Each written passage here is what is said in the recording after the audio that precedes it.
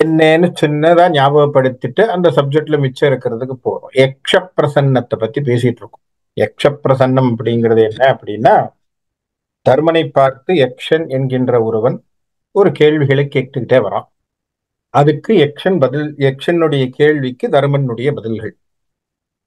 அவை அறிவு சார்ந்த கேள்விகள், சிலதெல்லாம் விடுகதை மாதிரியான கேள்விகள், சிலது ரொம்ப யோசிக்கக்கூடிய கேள்விகள். ஆனா அதிகமாக பார்த்தோம்னா தர்மசாஸ்திரத்தின் படியாக இருக்கக்கூடிய நிறைய கேள்விகளை கேட்கிறார். வாழ்க்கையினுடைய சாதாரண மனிதன் எப்படியெல்லாம் எதையெல்லாம் கடைபிடிக்க வேண்டும் அப்படிங்கிறதுக்கு ஒரு தர்மசாஸ்திரம் அப்படின்னு சொல்லக்கூடிய விஷயத்தினுடைய பதிப்பாக அல்லது நீட்சியாகத்தான் நம்ம இந்த யக்ஷ பிரசன்னத்தை பார்க்கலாம். காரணம், நிறைய விஷயங்கள் தர்மம் சார்ந்த விஷயங்களா, தர்மத்தின் அடிப்படையிலே எது எப்படி இருக்கணும், யார் உன்னோடு துணை, இதெல்லாம் கேட்கின்ற கேள்வியை பார்க்கும் பொழுது நமக்கு இல்லறத்தை பத்தியும் வாழ்க்கையினுடைய நலத்தை பத்தியும் பேசக்கூடிய விஷயங்கள் நிறைய சொல்றாருன்னு புரியும். அடுத்ததான சில கேள்விகளை வைக்கிறார். என்ன அப்படின்னா, உயர்ந்ததான தர்மம் எது? உயர்ந்த தர்மம் என்ன? அந்த தர்மம், எந்த தர்மம் உனக்கு எக்காலத்திலும் துணையாக இருக்கும்? யார் உண்மையான சந்தோஷத்தை உடையவன்? எந்த பந்தத்தை நாம் உடைக்க கூடாது? இது 4 கேள்விகளை வைக்கிறார். உயர்ந்த தர்மம் என்ன? உலகத்திலேயே சிறந்த உயர்ந்த தர்மம் அப்படிங்கிற கேள்வி வரும். அதுக்கு தர்மன் சொல்கிறான், உயர்ந்த தர்மம் அப்படின்னு சொன்னா கருணை என்பதுதான் உயர்ந்த தர்மம். ஏன் கருணை உயர்ந்த தர்மம்? ஏன்னா ஒருவனுக்கு எது வேணா கிடைக்கும், பொருளை வச்சு கொடுக்கலாம். ஆனா கருணை என்கின்ற ஒன்று இல்லைன்னு சொன்னா அவன் கொடுக்கின்ற கொடை கூட சிறந்ததாக இருக்கும்னு சொல்ல முடியும். ஏன்னா குணம் இல்லாமல் ஒருத்தன் வந்து கொடை கொடுக்கறான்னு வச்சுப்போம், எப்படி இருக்கும்? ஒரு கமாண்டா தான் இருக்குமே தவிர அதிலே ஒரு கருணை ரசம் ததும்பியது போல இருப்பதற்கு வழி. இதுக்குள்ள ஒரு ஈரமும் இல்லாமல் ஏதோ ஒரு கடமைக்கு செய்யணுங்கிற மாதிரி இருக்கும். அதுதான் உலகத்திலே இருக்கக்கூடிய பெரிய விஷயம். அடுத்து அதனுடைய நீட்சியாக இந்த வியாக்கியான கர்த்தா என்று சொல்லக்கூடிய இந்த விஷயங்களை பற்றி பேசக்கூடிய ஒருவர், அவர் பெரியவர் என்ன சொல்றார் அப்படின்னா, சொன்ன சொல் காப்பாற்றுவதும் தர்மத்தின் சிறந்த தர்மம். ஒரு வாக்கு கொடுத்துருக்கோம், அந்த வாக்கை காப்பாற்றும். ஒருவன் மீது நமக்கு ஒருத்தருக்கு இடத்துல நம்ம வந்து வாக்கு கொடுத்துருக்கோம், இந்த வாக்கை செய்யறோம் அல்லது இந்த விஷயத்தை செய்யறோம் அப்படின்னு. அந்த வாக்கை நம்ம என்ன செய்யணும்? எக்காரணத்தை கொண்டும் காப்பாற்ற வேண்டும். இல்லைன்னா வாக்கு கொடுப்பதுல எந்த விதமான விஷயமும் கிடையாது. அதற்கு ஒரு உதாரணத்தை அல்லது ஒரு சின்ன கதையை அவர் சொல்றார். இந்த கதை எங்க இருக்கு அப்படின்னு சொல்லும் பொழுது இது என்ன சொல்ற, செய்வழி செய்தியாக வந்த கதையாக இருக்கலாம் நினைக்க. ராமாயணத்தினுடைய ஒரு தொகுப்புல வந்திருக்கக்கூடிய ஒரு சின்ன இன்சிடென்ட்ங்கிற மாதிரி பேசுறார். என்ன சொல்றார் அப்படின்னா, ராமர் ராவணேஸ்வரனை பதம் செய்த பிறகு ஹனுமன் சீதையை தேடி போய் சீதையை அசோகவனத்திலிருந்து கூட்டிட்டு வரான். அப்ப அந்த இடத்திலே சீதை உட்கார்ந்து கொண்டிருக்கிறாள். சீதை இடத்திலே சொல்றான், இப்ப ராமர் வந்து ராவணேஸ்வரனை வதம் செய்தாச்சு, இலங்கையிலே இப்ப எல்லாமே நம்ம கையில தான் இருக்கு, சொல்லுங்க உங்களை சுற்றி இருக்கக்கூடிய இந்த ராட்சசிகளை கூட நான் கொன்று விடுகிறேன், நீங்க உத்தரவு போட்டா நான் செய்கிறேம்மா அப்படின்னு சொன்ன உடனே அப்போ தாயார் ஆகிய சீதா பிராட்டி சொல்றாளாம், நல்லதோ கெட்டதோ இந்த அசோகவனத்துல என்ன சுத்தி வந்த பாதுகாப்பாவே இருந்துட்டாங்க, ஆகவே இவர்களுக்கு நாம் எந்த விதமான தீங்கும் செய்யக்கூடாது. ஏன் என்று சொன்னால் அதற்கு அவங்க ஒரு சின்ன கதையை சொன்னது மாதிரி இந்த சொற்பொழிவாளர் பேசுறார். என்ன அப்படின்னா, ஒரு புலியானது ஒரு மனுஷனை துரத்திக்கிட்டு வருது. ஒரு மனுஷனை துரத்தின உடனே அந்த புலிக்கு பயந்து போய் அந்த மனிதன் ஒரு மரத்தின் மீது ஏறுகிறான். கடகடன் ஏறி போய் உட்கார்ந்துட்டான். புலியானது கீழே உட்கார்ந்து இருக்கு, அது மேல ஏறல, பார்த்துக்கிட்டு இருக்கு. இந்த மனிதனை பார்த்துட்டு இருக்கு. அங்க என்ன அப்படின்னா, மரத்தின் மீது ஒரு மனித குரங்கு இருக்கு. அந்த மனித குரங்கிடத்திலே இந்த மனிதனானவன் ஓடி போய் தஞ்சம் என்று சொல்லி, அப்பா நான் வந்துட்டேன், உன்னை சரணடைந்து விட்டேன், நீ என்ன காப்பாத்து அப்படின்னு அந்த மனித குரங்கிடத்திலே சொல்றான். இந்த மனித குரங்கு சொல்லுதான், தப்பே இல்லை, பிரச்சனை இல்லை, என்னை நம்பி வந்துட்டா நான் பாத்துக்கிறேன். அப்ப கீழ இருந்து புலியானது சொல்லுது, இந்த பார், அவன் மனிதன், அவன் என்னப்பா, அவன் உனக்கு உன்னுடைய இனம் கிடையாது, என்னதான் இருந்தாலும் உன்ன மாதிரி இருக்கானே தவிர உன் இனம் கிடையாது அவன். அதனால நீ என்ன பண்ண, அவனை தள்ளி விட்டுரு, நான் பாத்துக்கிறேன் அப்படி புலி சொல்லு. அது மனுஷ குரங்கு ஒன்னும் கேட்கல, அது பாட்டு சாதாரணமா இருக்கு. அப்புறம் மனிதன் தூங்க ஆரம்பிச்சிடறான். என்னதான் இருந்தாலும் அவனுக்கு ஒரு அசதி, அவனுக்கு ஒரு பயம், பயத்தினால் ஒரு தூக்கம் வருது, தூங்குறான். தூங்கும் போது புலி இப்போ உடனே பிளான் எல்லாம் போடு அந்த மனுஷ குரங்கு கிட்ட. அவன் தூங்கிட்டு இருக்கான், தூங்கிட்டு இருக்கும்போது அப்படி ஒரு கையால தள்ளி விட்டுரு, அவன் ஏதோ தூக்கத்துல மேலேந்து விழுந்த மாதிரி இருக்கும், உனக்கும் பிரச்சனை இல்லை, எனக்கும் மனுஷ கறி சாப்பிடணும்னு இருக்கு, அதனால நான் சாப்பிட்டு என் வேலையை முடிச்சுடுறேன் அப்படின்னு. அப்பவும் இந்த மனித குரங்கானது எந்த விஷயத்தையும் செய்யாம நிற்கும். கொஞ்ச நேரம் ஆன பிறகு இந்த மனுஷன் எழுந்திருக்கிறான். எழுந்தவனே இப்ப அவன் சொல்றான் குரங்கு கிட்ட, பாவம் நீ என்ன பாதுகாத்துட்டு இருந்த, அதனால நீ தூங்கு, நான் உன்னை பாத்துக்கிறேன் அப்படின்னு சொல்லி இந்த மனுஷன் சொல்றான். சொன்ன உடனே குரங்கு தூங்க ஆரம்பிக்குது. கீழே இருந்த புலி சொல்லுது, இப்போ இந்த பார், எனக்கு ஏதாவது ஒண்ணு வேணும் சாப்பிட்றதுக்கு, நான் உன்னை எதிர்பார்த்தேன், நீ வரல, சரியான டீல் என்ன, அந்த குரங்கு கீழே தள்ளி விட்டுரு, எனக்கு ஒரு மாமிசம் கிடைச்சதுன்னு ஆகி போச்சு, நான் அந்த மாமிசத்தை எடுத்து நான் ஓடி போயிடுறேன், நீயும் தப்பிச்சேங்க. உடனே நம்ம ஆளுக்கு, ஆஹா இதை விட லட்டு சாப்பிட்ட மாதிரி ஒன்றும் பெரிய பிளானே கிடைக்காதரா அப்படின்னு சொல்லி குரங்கு தூங்கிட்டு இருக்கும்போது தள்ளி விட்டான். ஏதான மனுஷ புத்தி, அவன் தள்ளி விட்டான். டக்குன்னு குரங்கு கீழே விழுந்துட்டு, விழுந்த உடனே இப்ப புலி சொல்லுதான், பாத்தியா அவன் புத்திய காட்டிட்டான் பார், அவன் புத்திய காட்டிட்டான் பாத்தியா, தனக்குன்னு வரும்போது அவன் என்ன வேணா செய்வான், ஆனா நீங்க போய் அவனை போய் புடிச்சிக்கிட்டு உட்கார்ந்து இருந்தியே, இப்ப புரியுதா, நான் என்ன சொல்றேன், நேரா போய் மேல இருந்து இப்ப அவனை தள்ளி விட்டுரு அப்படின்னு சொன்ன உடனே குரங்குக்கு ஒரு சின்ன கோபம் தான், மனசுல ஒரு வருத்தமும்.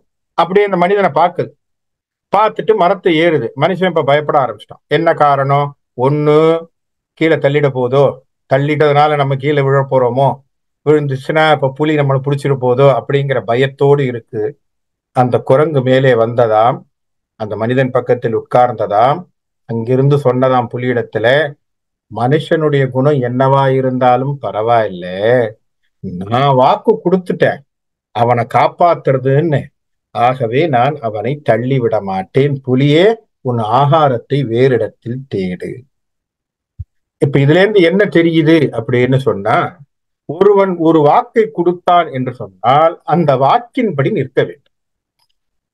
இது தர்மத்தினுடைய பெரிய பெரிய தர்மமே. இந்த உலகத்திலே நமக்கு இருக்கக்கூடிய விஷயம் என்ன, வாக்குல சுத்தம், வாக்கு சுத்தம்னு சொல்றோம் இல்லையா, கொடுத்த வாக்கிற்கு ஏற்றது போல் வேலை செய்ய, அது நமக்கு என்னைக்கும் இருக்கணும் அப்படின்னு சீதா பிராட்டியார் சொன்னதை போல் சொல்லி இந்த உபன்யாசகர் நமக்கு இந்த கருத்தை சொல்றார். அதனால நமக்கு என்ன தெரிய வருது அப்படின்னா, தர்மத்திலே பெரிய தர்மமாக கருதப்படுவது கொடுத்த வாக்கை காப்பாற்றுவது.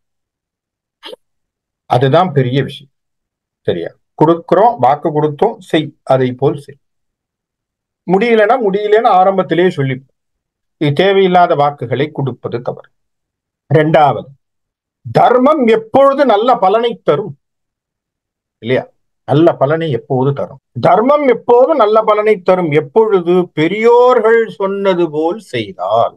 பெரியவர்கள் என்ன நமக்கு சொன்னாங்களோ அந்த வழியிலே நாம் நம்முடைய தர்மத்தை செய்து கொண்டு நடந்து கொண்டு வந்தால், அப்போ ஸ்மார்ட் சாஸ்திர பிரமாணம் என்று சமஸ்கிருதத்துல சொல்லு. அப்படின்னா என்ன அர்த்தம், நமக்கு எல்லாவற்றுக்கும் நமக்கு எப்போதுமே ஸ்கிரிப்சர்ஸ்னு சொல்லக்கூடிய வேதம், சாஸ்திரங்கள், உபனிஷத்து தான் நமக்கு எல்லாமே துணை. அதுக்குள்ள இருக்கக்கூடிய விஷயங்களை தான் நம்ம பார்க்க போறோம். அதுல என்ன நமக்கு லீட் பண்ண சொல்லி இருக்கோ, அது என்ன வழியை சொல்லுகின்றதோ அதைத்தான் நாம் பின்பற்ற வேண்டும். இப்போ வேதங்கள் சொன்ன வழியிலே எவன் ஒருவன் சரியாக தன்னுடைய தர்மத்தை பின்பற்றி நடத்துவான் என்று சொன்னால் அவனுக்குத்தான் தர்மம் நல்ல முறையிலே வேலை செய்யும், அவனுக்குத்தான் நல்ல பலன்கள் கிடைக்கும் அப்படின்னு சொல்ற. அப்போ அடுத்த கேள்வி என்ன, எவன் ஒருவனுக்கு எந்த ஒரு பொருளை அவன் தன்னுடைய வாழ்க்கையிலே அவன் கண்ட்ரோல் பண்ணணும் அப்படின்னா அவன் கட்டுப்படுத்தி கொள்ள வேண்டும் இல்லையா? எந்த ஒரு பொருளினுடைய மனதிலே ஒரு கட்டுப்பாடு அவனுக்குள்ளே வேணும் அப்படிங்கிறத பார்க்கும். அதாவது என்ன சொல்றார், எதை எதை நாம் கட்டுப்படுத்தினால் நமக்கு சந்தோஷம் ஏற்படும் அப்படிங்கிற கேள்வி வரும். எதை கட்டுப்படுத்தினால் நமக்கு சந்தோஷம் ஏற்படும்? ரொம்ப சிம்பிளா தர்மன் சொல்லிட்டான், மனம் என்கின்ற ஒன்றை எவன் ஒருவன் கட்டுப்படுத்துகிறானோ அவனுக்கு தான் வாழ்க்கையில் சந்தோஷம். மனம் என்கின்ற ஒன்றை கட்டுப்படுத்தினால் அவனுக்கு வாழ்க்கையில் சந்தோஷம். ஏன் வாழ்க்கையில சந்தோஷம் இல்லை? ஏன் அவனுடைய வாழ்க்கையிலே சந்தோஷம் இல்லை என்று சொன்னால், எப்பொழுதுமே அவனுடைய மனமானது என்ன செய்யுது? மற்றவர்களுடைய குற்றத்தை ஆராய்கிறது. மற்றவன் என்ன தப்பு செய்யறான்னு யோசிக்குது. அந்த தப்ப நம்ம என்ன குறை சொல்லலாங்கிறத யோசனைக்கு அதை தான் கவுண்ட் பண்ணிட்டு உட்கார்ந்துருக்கான். If you count on the mistakes of others, you are not going to love them. இன்னொருத்தனுடைய குறைகளை மட்டுமே பார்த்து கொண்டிருந்தோம் என்று சொன்னால் மற்றவர்கள் மீது நமக்கு அன்பு செலுத்துவதற்கு நேரம் இல்லாமல் இருக்கும். எப்ப பார்த்தாலும் குறையே கண்டுபிடிச்சிட்டு உட்கார்ந்து இருந்தோம்னா எதுலையுமே ஒரு நிறையே இல்லாம மனம் ஒரு தெளிவடையாம இருக்கும். அப்ப என்ன சொல்றான், மனம்தான் இதற்கு ஒரு காரணம். இப்ப மனசை சரியா வச்சுக்கிட்டோம்னா இவைகளிலே இந்த குற்றத்தை பார்க்கிறதோ, மற்றவர்களை பற்றியான விஷயங்களை யோசிக்கிறதோ, தப்பான விஷயங்களை பற்றி சிந்திப்பதோ, இதிலிருந்து நாம விடுபடணும். அப்போ நமக்கு மனம்தான் இந்த சந்தோஷத்திற்கு முட்டுக்கட்டையாக இருப்பது மனம் இல்லையா? மனசனால நம்ம சரியான விஷயங்களை யோசித்தோம் என்று சொன்னால் சரி, இன்னொருத்தனுடைய குற்றத்தை மட்டுமே பார்ப்போம் என்று சொன்னால் என்னைக்குமே நமக்கு சந்தோஷம் வரப்போறது இல்லை. அதனால்தான் என்ன சொல்றான், ஏதிலார் குற்றம் போல் தன் குற்றம் காண்கிற்பின் தீதுன்றோ மண்ணும் உயிருக்கு. எவன் ஒருவன் மற்றவர்கள் குற்றத்தை, மற்றவர்களுடைய கஷ்டத்தை, மற்றவர்களுடைய துயரத்தை தன் துயரமாக யோசிக்கின்றானோ என்று வள்ளுவர் சொல்றார். ஏதிலார் குற்றம் போல் தன் குற்றம் காண்கிற்பின் தீதுண்டோ மண்ணும் உயிருக்கு. இந்த உலகத்துல எவனுக்குமே பிரச்சனை கிடையாது. என்ன காரணம்? ஏன்னா அந்த அந்த விஷயத்தை தன்னுடைய விஷயமா பார்க்க ஆரம்பிச்சு. அப்போ இன்னொருத்தனை குறை சொல்றதோ, இன்னொருத்தனை பற்றி கேலி செய்வதோ, இன்னொருத்தனுடைய குறைகளை மட்டுமே பார்ப்பதோ நம்ம பார்த்துட்டு உட்கார்ந்து இருந்தோம்னா மனதிலே அமைதி வராது. அமைதி இல்லை என்று சொன்னால் சந்தோஷம் இல்லை. இதை தருமன் சொல்றான். அந்த கேள்வியிலே 4வது கேள்வி, எந்த எந்த உறவை உடைக்க கூடாது என்று ஒரு கேள்வி கேட்கிறார். எதை உடைக்க கூடாது, எதை பிரேக் பண்ணக்கூடாது, எந்த உறவு முறையை பிரேக் பண்ணக்கூடாது, எந்த கூட்டணியை உடைக்க கூடாது என்று ஒரு கேள்வி. அதற்கு தருமன் சொல்லக்கூடிய பதில், சத்சங்கத்தை உடைக்க கூடாது. சத்சங்கம்னா என்ன? நல்லோர்கள் கூட்டு, நல்லவர்களோடு சேர்ந்து நாம் செய்யக்கூடிய விஷயம். நல்லவர்களுடைய கூட்டை நம்ம என்ன செய்யணும்? தேடி தேடி தேடி தேடி நம்ம போய் சேரணும் இல்லையா? தேடி தேடி அவர்களோடு சேர்ந்து அவர்களோடு நல்ல விஷயங்களை தொடர்பு படுத்தி கொண்டு அவர்களோடு நம்ம நல்ல விஷயங்களை பேசி, சத் விஷயங்களை பேசி, அந்த மாதிரி விஷயங்களை நம்ம தொடர்பை ஏற்றி கொண்டே போகணும். அப்ப என்ன அர்த்தம்? நல்ல விஷயங்களுக்குள்ளே நல்லவர்களுடைய கூட்டுனா சத்சங்கம் அர்த்தம். சத்சங்கம் என்கின்ற ஒன்று நமக்கு எப்பொழுதுமே பயணித்தோம். ஏன்? நாம் முன்னேறுவதற்கும் நல்லது, நம்மோடு சேர்ந்து எல்லோரும் அந்த உயர்வை பெறுவதற்கும் நல்லது. ஏன்னா நம்ம சேர்றது ஒரு நல்ல விஷயத்திற்காக, நல்ல பயன்பாட்டு. அப்படி ஒரு நல்லோர்களுடைய கூட்டை நாம் தேடி தேடி பெற வேண்டும். அதை உடைக்க கூடாது என்று தர்மன் சொல்ற. ஏன் உடைக்க கூடாது? அதுதான் என்றைக்கும் உனக்கு பின்னாடி வரும். இது தொடர்பா ஒரு சின்ன ஒரு கதையை மகாபாரதத்திலிருந்தே இந்த கதையை இந்த உபன்யாசகர் சொல்ற. என்ன அப்படின்னா, பஞ்சபாண்டவர்கள் யுத்தம் எல்லாம் முடிஞ்சு போச்சு. யுத்தம் முடிஞ்சு தர்மன் பட்டாபிஷேகம் எடுத்துக்கொண்டு அவர்களுடைய காலமும் முடிஞ்சு போய் இவர்கள் வடக்கு நோக்கி சென்று தன்னுடைய சொர்க்கலோகத்திற்கு போகணும்னு ஸ்டார்ட் பண்றாங்க. யாரு? பஞ்சபாண்டவர்களோடு திரௌபதியும் சேர்ந்து அப்படியே நடந்து போகிறதுக்கும் ஸ்டார்ட் பண்றாங்க. நடந்துகிட்டே வரும் பொழுது தர்மனோடு சேர்ந்து ஒரு நாய் ஒண்ணு, அந்த தெருவுல படுத்திருந்த ஒரு நாய் எழுந்து தர்மனோடு சேர்ந்து நடக்கும். தெருவிலே இருந்த ஒரு நாய், அந்த நாய் யாரு என்ன தெரியாது தர்மனுக்கும். தர்மனோட அது சேர்ந்து வந்த உடனே தர்மன் அதன் அதை பார்க்கிறான். பார்த்து சரி வா என்று சொல்லிக் கொண்டு அந்த நாயை கூட்டிக் கொண்டு நடந்து போறான். நடந்து போயிட்டே இருக்கும் பொழுது பாதி கொஞ்ச தூரத்திலே திரௌபதி கீழே விழுந்து இறந்து விடுகிறாள். சொர்க்கத்துக்குள்ள போகல. சொர்க்கத்துக்கு போகிறதுக்கான வழி நல்ல ஞாபகம் வச்சுக்கோங்க. இது மகாபாரதத்தினுடைய முடிவு. இது இப்ப சொர்க்கத்துக்கு போற வழியிலே திரௌபதி முன்னாடி முதல்ல விழுந்துட்டான். விழுந்த உடனே பீமன் தான் பக்கத்துல இருந்து கேட்கிறான், அண்ணா திரௌபதி விழுந்துட்டா, திரௌபதி இறந்துட்டாளே, என்ன செய்யலாம்? ஏன், என்ன காரணம்? ஏன் அவளுக்கு அந்த சொர்க்க பதவி கிடைக்கல? அவன் சொல்றான், தருமன், என்னதான் இருந்தாலும் திரௌபதிக்கு மனசுல என்றைக்கும் அர்ஜுனன் மீது ஒரு சின்ன ஆசையும் அபிலாஷையும் இருந்ததப்பா. காரணம், அவன் தான் போய் ஜெயிச்சு கொண்டு வந்தான் அவளை. அதனால அவளுக்கு அவன் மீது ஒரு சின்ன ஒரு ஆசை உண்டு. அந்த ஆசையின் காரணமாக அவளால் சொர்க்கத்துக்கு போக முடியவில்லை, இறந்து விட்டாள் என்று நடக்கிறார். நடந்துகிட்டே இருக்கும் போது அடுத்ததாக சகாதேவன் கீழே விழான். சகாதேவன் விழுந்த உடனே பீமன் திரும்பியும் கேட்கிறான், என்னன்னா இப்போ சகாதேவன் விழுந்துட்டானே, என்ன சொல்லலாம்? அவனா? அதற்கு காரணம், என்னதான் இருந்தாலும் அவனுக்கு எல்லாம் தெரியும் என்கின்ற செருக்கு கொஞ்சோண்டு இருந்ததப்பா. அவனிடத்திலே கொஞ்சம் ஆணவம் இருந்தது. என்னன்னா எல்லாம் தெரியும்ட்டு. அவனுக்கு ஒரு சில விஷயங்கள் தெரியாது, அவன் முன்னாடியே தெரியாம இருக்குங்கிறத கண்ணன் அவனுக்கு சுட்டி காட்டிய இடம்தான் கர்ணன் குந்திக்கு மூத்தவனாக பிறந்தவன்னு தெரியாமலே இருந்தது. அவனுக்கு தெரியாத ரகசியமாகவே இருந்தது. அதையும் அவர் சுட்டி காட்டினார். ஆனாலும் அவன் தனக்கு எல்லாம் தெரியுங்கிற ஒரு ஆணவம் அவன் மனசுல இருந்துகிட்டே இருந்தது. ஆகவே அவனுக்கு அந்த விஷயத்தினாலே அவன் கீழே விழுந்து போனான். சரி, கொஞ்ச தூரம் திரும்பி நடந்துகிட்டே இருக்கான். இப்ப யார் யாரு இருக்கா? நகுலன் இருக்கான், அர்ஜுனன் இருக்கான், பீமன் இருக்கான், தர்மன் இருக்கான். நடந்துகிட்டே இருக்காங்க. இப்ப நகுலன் கீழே விழறான். நகுலன் விழுந்தவனே பீமன் கேட்கிறான், அண்ணா இப்ப நகுலன் விழுந்துட்டானே, அவனுக்கு என்ன? அவனுடைய பிரச்சனை என்ன? நகுலன் எப்பொழுதுமே பார்க்க அழகா இருப்பான். அவனுக்கு தன்னுடைய அழகின் மீது ஒரு சின்ன கர்வம் உண்டு. ஆகவே அவனும் கீழே விழுந்து மாண்டு போனான். சரி, என்ன பண்ணலாம்? அப்படி நடந்தே போறான். போயிட்டே இருக்காங்க. இப்ப அடுத்ததாக வில்லுக்கே உரியனாக விஜயன் இருக்கான். அவன் கீழே விடுறான். இப்போ அர்ஜுனன் கீழே விழுந்து போனான். அர்ஜுனன் விழுந்த உடனே இப்ப பீமன் கேட்கிறான், ஐயோ அர்ஜுனன் விழுந்துட்டானா, நம்ம என்ன செய்யலாம்? ஒண்ணும் செய்ய முடியாது. ஏன்னா அவனுக்கு தன்னுடைய வீரத்தின் மீது அதீதமான அகங்காரம் உண்டு. தான் தான் பெரிய வீரன் அவன் மனசுல நினைப்பு. அதனாலே அவன் விழுந்து போறான். நடந்து போறான். இப்ப யார் யார் நடந்து போறாங்க? பீமன், தர்மன், தர்மனோட அந்த நாய், அவ்வளவுதான். இப்ப 3 பேரும் அப்படி போறாங்க. போயிட்டே இருக்கான். போக இன்னும் கொஞ்சம் தூரம் போன பிறகு பீமனுக்கு தலை சுத்துது. அவன் கீழே விழப்போறான். இப்ப பீமன் கேட்கிறான், ஐயோ அண்ணா எனக்கு கண்ணெல்லாம் சுத்துது, இப்போ எனக்கும் அந்திம காலம் வந்த மாதிரி இருக்கு, நானும் கீழே விழப்போறேன். நான் ஏன் அண்ணா எனக்கு இந்த மாதிரி நடக்குது? அப்ப சொன்னா, என்னதான் இருந்தாலும் பீமா, நீ மத்தவங்க சாப்பாட்டையும் சேர்த்து சாப்பிட்டவன் நீ. ஆகவே மற்றவர்களுக்கு உணவு இருக்கா இல்லையான்னு சில சமயம் பார்க்காம சாப்பிட்டவன் நீ.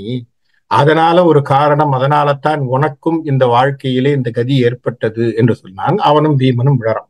விழுந்தவனே தர்மனும் அந்த நாயும் மட்டும் நடந்து போய் கொண்டே இருக்கிறார். அப்ப சொர்க்கத்திலிருந்து ஒரு புஷ்பக விமானம் நிக்குது. நின்னு அங்க இருந்த காவலாளிகள், அந்த சொர்க்கத்தினுடைய காவலாளிகள் இறந்து நின்று அப்படி கீழே இறங்கி கதவை திறந்து, தர்மரே வாரும், நம்ம சொர்க்கத்துக்கு போகலாம் அப்படி.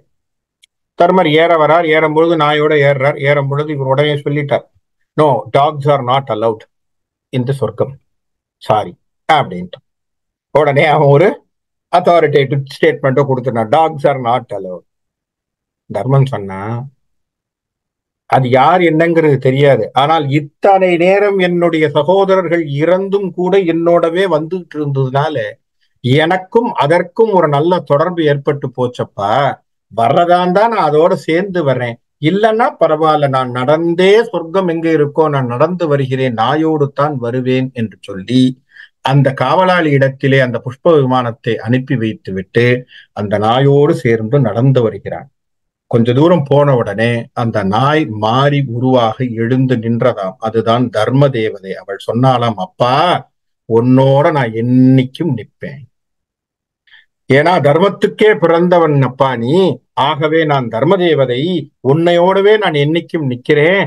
என்னை நீ மறவாமல் உன்னுடைய நட்பாக இத்தனை நேரம் இத்தனை நாள் கொண்டு வந்தாயே, ரொம்ப சந்தோஷம். அப்ப என்ன அர்த்தம்? எதை கொண்டு போகிறாய்? தர்மம் என்கின்ற ஒன்றை சத் சங்கம் என்கின்ற வாயிலாக, நல்லோர் கூட்டின் மூலமாக அதை அதிகப்படுத்திக் கொண்டு அதனோடு சேர்ந்த வாழ்க்கையை வாழ்வது. அதனால்தான் நம்ம என்ன சொல்றோம்? சத் சங்கத்தை நாம் வளர்க்க வேண்டும். நல்லவர்களோடு சேருவது, கூட்டு சேர்வதை நாம எப்பொழுதுமே என்ன செய்யணும்? கூட்டி கூடி ஓடி ஓடி ஓடி தேடி தேடி அவர்களோடு சேர்ந்து நட்பு கொள்ள வேண்டும் என்று சொல்றேன். அதாவது நம்மோடு நம்முடைய ஆச்சாரியர்கள், பெரிய விஷயங்கள் தெரிந்தவர்கள், குருமார்கள் அப்படி இருக்கிறாங்களா? ஓடி போய் நம்ம அவர்களோட நட்பு கொண்டு அவர்கள் இடத்திலே இருந்த அந்த மேலான அறிவை பெற வேண்டும். இதுதான் நம்முடைய வாழ்க்கையினுடைய லட்சியமா இருக்கும். சொன்ன உடனே யக்ஷனுக்கு ஒரே சந்தோஷம். நல்ல சமாச்சாரத்தை சொல்லிட்டப்பா, ரொம்ப சந்தோஷம் என்று சொல்லி அடுத்த சில கேள்விகளை கேட்க ஆரம்பிக்கிறேன். என்ன கேள்வி கேட்கிறான்? எதை விட்டால் ஒருவன் எல்லோராலும் நேசிக்கப்படுவான்? எதை விட்டால் ஒருவன் எல்லோராலும் நேசிக்கப்படுவான் என்று ஒரு கேள்வி கேட்கிறான். சொல்றான், ஆணவத்தையும் அகங்காரத்தையும் விட்டால். ஒரு மனிதன் ஆணவத்தையும் அகங்காரத்தையும் விடுவான் என்று சொன்னால் அவன் எல்லோராலும் நேசிக்கப்படும். எல்லாரும் அவன் ஒத்துப்பான். எது ஒருத்தனை டிஃபரன்ஷியேட் பண்ணுது? ஆணவம் தான் டிஃபரன்ஷியேட். எனக்கு தான் தெரியும், நான் தான் பெரியவன், என் வழி தனி வழி, நான் சொல்றதுதான் சரி. இந்த ஆணவ செருக்கு என்று சொல்லக்கூடிய ஒன்று நம் உள்ளே வரும் என்று சொன்னால் நமக்கு மற்றவர்களிடத்திலே இருந்து வேறுபாடுதான் இருக்கும். நம்ம யாரோடையும் சேர மாட்டோம். ஆகவே ஆணவத்தை ஒருவன் விட வேண்டும். அப்படி விட்டால்தான் எல்லோராலும் அவன் நேசிக்கப்படுவான் என்று சொல்லப்படும். இது தர்மன் சொல்லக்கூடிய அருமையான வார்த்தை. அடுத்தது, எதை ஒருவன் விட்டால் வருத்தம் இல்லாத வாழ்க்கை கிடைக்கும். எதை ஒருவன் விட்டால் வருத்தங்கள் இல்லாத வாழ்க்கை கிடைக்கும். மன வருத்தங்கள், மன சோகங்கள் இல்லா வாழ்க்கை. அவன் சொன்னான், இதற்கு அழகாக தருமன் சொன்னான், குரோதம் என்கின்ற ஒன்றை ஒருவன் விட்டால், குரோதம் என்கின்ற ஒன்றை ஒரு மனிதன் விட்டால் அவனுக்கு என்ன கிடைக்கும்? வாழ்க்கையிலே வருத்தம் இல்லாத, மன வருத்தங்கள் இல்லாத வாழ்க்கை. என்ன குரோதம்னா என்ன? நமக்கு எல்லாருக்கும் தெரியும். கோபம்னு ஒரு வார்த்தை இருக்கு, குரோதம்னு ஒரு வார்த்தை இருக்கு. கோபம் அப்படின்னா என்ன அர்த்தம்? சாதாரணமா வரக்கூடிய சின்ன சின்ன கோபங்கள்ங்கிறது சின்னமான ஸ்மால் ஆங்கிரி அப்படின்னு சொல்லலாம். ஒரு சாதாரணமா வரக்கூடிய விஷயங்கள் சொல்றோம், மற்றவங்க கேட்கல, உடனே நமக்கு வரக்கூடிய சின்ன கோபம். மனசுல வச்சிருக்கக்கூடிய காரியத்திற்கு அவங்க இசைவு தரல, அதுக்கு ஏத்த கோபம். ஆனால் குரோதம் இருக்கே, இது எதனால வருது அப்படின்னு சொன்னா, ஒன்று இயலாமை, இன்னொன்னு பொறாமையினால் வருவது குரோதம், வஞ்சனையால் வருவது கோபம். ஏயா, இன்னொருத்த மேல இருக்கக்கூடிய வைத்தறிச்சினால் வரக்கூடிய கோபம். ஐயோ அவனுக்கு கிடைச்சிருக்கு, எனக்கு கிடைக்கல. ஐயோ அவன் நல்லா இருக்கான், எனக்கு நல்லா இல்லை, எனக்கு கிடைக்கவே மாட்டேங்குது. அப்ப என்ன ஆகுது? இந்த ஒரு உளைச்சல், இந்த ஒரு வைத்தறிச்சல், இந்த ஒரு விஷயம் என்ன ஆகுது? அவன் மீது மட்டும் இல்லாமல் அதை நம்முடைய உற்றார்கள் உறவினர்கள் மீதும் நம்ம காட்ட ஆரம்பிச்சோம். அதுக்கு பேர் என்ன சொல்றான்? குரோதம் என்று சொல்றோம். சாதாரணமா ஒருத்தருக்கு ப்ரமோஷன் கிடைக்கும்னு நினைக்கிறான், ரெண்டு பேரும் போறாங்க, ரெண்டு பேரும் சேம் லெவல்ல இருக்காங்க. இவனை விட என் ஃப்ரெண்டுக்கு கொடுத்துட்டாங்க அப்படின்னு சொன்னா, அடுத்த நாள்ல இருந்து அவனை பார்க்கும் போது வித்தியாசமான ஒரு எண்ணத்துல தானே பார்ப்பான். ஏன்னா இவன் மனசுல இவனுக்கு என்ன பெரிய தகுதி இருக்கு, இவனுக்கு என்ன தெரியும், இங்கிலீஷ்ல சரியா எழுத கூட தெரியாது, நேத்து வரைக்கும் இது ஆபீஸ் டிராப்ட் பண்றதா இருந்தாலும் நான் தான் அவனுக்கு சொல்லி கொடுத்தேன், எல்லாம் வரும் மனசுக்குள்ள. நமக்கு அவனை பாராட்டணும் தோணாது, நமக்கு உடனே அவனுடைய நிறைகுறைகளை பார்க்க தெரியும். அவன் மீது ஏற்கக்கூடிய கோபங்கள் நம்ம மனசை தாக்கும். அப்ப அந்த கோபம் என்னவாகும்? அவன் மீது இருக்கக்கூடிய வெறுப்பை தூண்டிவிடும். இந்த வெறுப்பு கொடுக்க கொடுக்க என்ன ஆகும்? நட்பு வராது. அதிகபட்சமான விரிசல்கள் ஏற்படும் இல்லையா? அப்படித்தானே நம்ம மனசை போட்டு உழப்பிக்கிறோம். அப்ப அதனால என்ன ஆகுது? மனம் நிம்மதியற்ற நிலைக்கு போய்விடும். அப்ப அதனால என்ன சொல்றா? முதல்ல குரோதத்தை விடும். அதான் சொல்லும் போது வள்ளுவர் சொல்றார், சினம் என்னும் சேர்ந்தாரை கொல்லினா, எவனை சேருதோ, எவனுக்கு சினம் ஏற்படுகிறதோ அவனை அது கொன்றுவிடும் என்று சொல்ற. சினம் என்னும் சேர்ந்தாரை கொல்லி, எவனுக்கு வந்ததோ அவனே நாசப்படுது. அப்ப அப்பேற்பட்ட ஒரு விஷயங்கள் இந்த குரோதம் என்பது. ஆகவே அவன் அந்த குரோதத்தினால் அவனால் முன்னுக்கு வர முடியாது. அதை அவன் மனதில் இருந்து கழற்ற வேண்டும் என்று சொன்னான். அடுத்ததாக ஒரு அருமையான கேள்வி கேட்டார். எப்பொழுது ஒருவன் பணக்காரன் ஆவான்? சார் ஒருத்தன் பணக்காரன் ஆக முடியும்? அழகா சொன்னார் தருமன். பேராசையையும் மற்றவர்கள் பொருளின் மீது நமக்கு இருக்கக்கூடிய பற்றையும் எவன் ஒருவன் குறைத்துக் கொள்வான் ஆனால் அவனே பணக்காரன். இல்லையா? பேராசையும் மற்ற பொருளின் மீது இருக்கக்கூடிய பற்றையும் எவன் குறைத்துக் கொள்வானோ அவனே பணக்காரன். அப்போ அதுதானே பிரச்சனையா இருக்கு. பேராசையினாலேதான் பிரச்சனை இருக்கு. மற்றவர்களின் பொருள்களின் மீது ஏற்படக்கூடிய பற்று. இதனாலதான் நமக்கு என்ன பண்றோம்? தேவையில்லாத விஷயங்களை எல்லாம் வாங்கிட்டே இருக்கும். ஏன்? இதெல்லாம் இருந்தா நமக்கு ஸ்டேட்டஸ் நாமளா மனசுக்குள்ள வச்சுக்கிட்டு இருக்கும் இல்லையா? அழகாக இந்த கொட்டேஷன் ஒன்று கொடுத்திருக்கார். பெஞ்சமின் பிராங்க்லின் என்று சொல்லக்கூடிய ஒருவர், ஒரு ஆங்கில ஒரு பேராயர் என்று சொல்லக்கூடியவர். அவர் எழுதியிருக்கானா ஒரு இடத்துல, if a person keeps on buying unnecessary things, if a person keeps on buying unnecessary things, then that person will end up selling necessary things.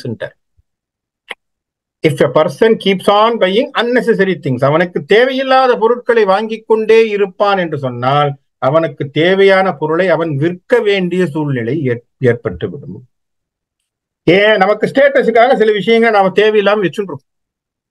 நமக்கே வீட்டுக்குள்ள ஒரு சுத்தத்தை பார்த்தோம்னு வச்சுப்போமே, எதுக்கு நம்ம இத்தனை விஷயங்கள் வாங்கி வச்சிருக்கிறோம் நமக்கே தெரியாது. நிறைய விஷயங்கள் அந்த மாதிரி நம்மளுடைய வீட்டுல நிறைய பொருள்கள் கிடக்கும். தேவையில்லாத விஷயங்களை குறைத்துக் கொள்வதும், ஒரு பேராசையோடு எல்லாவற்றையும் வாங்குவதும், ஒரு அலைச்சல் இருக்கு பாத்தீங்களா? நமக்கு போன உடனே இது நல்லா இருக்கு, அது நல்லா இருக்கு, அது நல்லா அது நல்லா இருக்கு அப்படின்னு சொல்லிக்கிட்டே இருக்கிறோம் இல்லையா? அது என்ன போய் முடியும் என்று சொன்னால், கடைசியில நீங்க வீட்டுக்கு வரும்போது பில்லு தான் பெருசா இருக்கும். ஏகப்பட்ட சாமான வீட்டுல வாங்கி வச்சிருக்கோம். எதுக்கு போகணுங்கிறது நமக்கே தெரியாது இல்லையா? அப்படித்தான் நம்மளுடைய வாழ்க்கையில நம்ம ஷாப்பிங்னு போறோம். ஒரு நாள்ல முடியுதா? எத்தனை பொருட்கள் வாங்குறோம் நமக்கே தெரிய மாட்டேங்குது. ஒரு அந்த காலத்துல ஒரு ஹியூமரஸா சொல்லக்கூடிய ஒரு நகைச்சுவைக்காக சொன்னப்பட்ட ஒரு கதை இது. அந்த காலத்துல ரீடர்ஸ் டைஜஸ்ட்ல வந்த ஒரு கதை.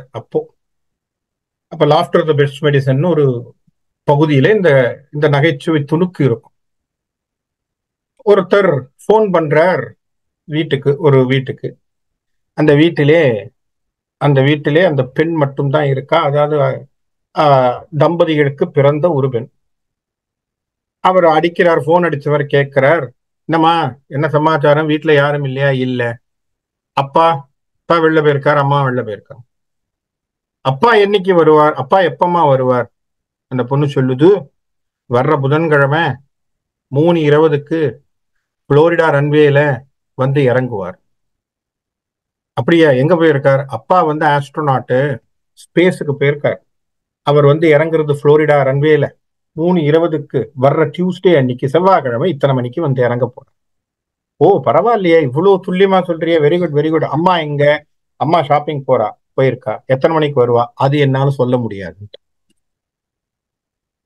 அம்மா ஷாப்பிங்க்கு போயிருக்கா, ஆனா எத்தனை மணிக்கு வருவா அது என்னால சொல்ல முடியாதுன்ட்டா. அப்போ நேரத்தை சொல்ல முடியாத விஷயங்களாக எது இருக்கு? அப்ப அம்மா ஷாப்பிங் போனதும் சொல்ல முடியல.